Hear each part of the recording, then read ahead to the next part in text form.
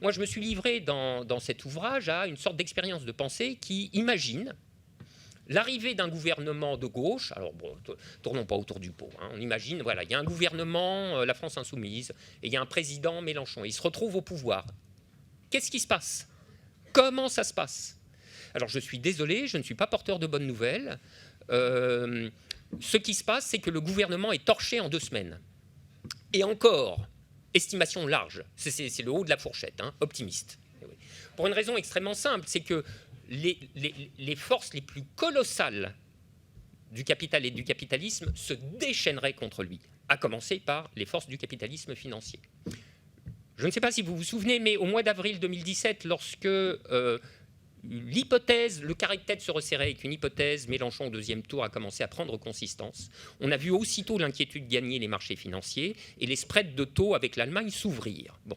Alors, c'est une crainte qui a reflué, etc., etc. Mais il faut imaginer une configuration dans laquelle, voilà, Mélenchon, Le Pen au 2e tour, bon, globalement, oui, c'est Mélenchon qui va passer. Mais alors là, ça serait une furie. Si vous voulez, les marchés financiers fixeraient les taux d'intérêt à un niveau qui mettrait la politique économique de Mélenchon échec et mat, avant même qu'il ait posé une fesse dans son fauteuil.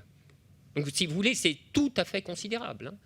Le taux d'intérêt vous sabote instantanément tous vos efforts de politique économique. Ce serait une tempête spéculative dont on ne peut même pas imaginer la force. Alors, il faut se rappeler de ce qui avait eu lieu en 1983, par exemple, et multiplié par 500. Parce qu'entre-temps, vous savez, la déréglementation des marchés de capitaux a fait du chemin. Les masses ont été centuplées. Donc, c'est des effets d'une puissance terrible.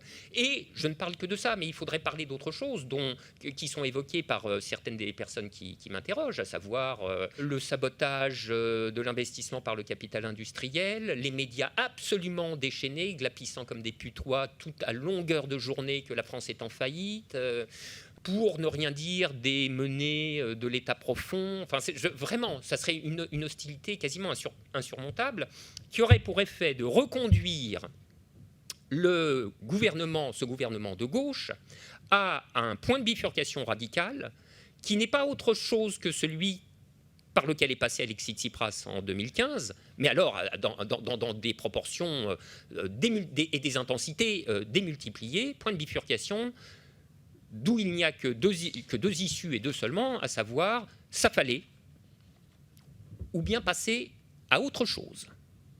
Mais qu'est-ce que c'est que cette autre chose? Bon, c'est là que c'est compliqué, n'est-ce pas? Cette autre chose, c'est il faut dire les choses clairement, cette autre chose, c'est la guerre à outrance telle qu'elle aurait été ouverte par les forces du capital, par les forces de ce qu'il faut bien appeler, d'un mot ancien, la réaction, si vous voulez, c'est la forme historique de la contemporaine de la réaction, c'est ça, qui lâcherait absolument tout, de sorte que cette expérience serait reconduite à une alternative de vie ou de mort, ni plus ni moins. Et alors là, ça précipite en effet dans des enchaînements historiques qui sont tout à fait...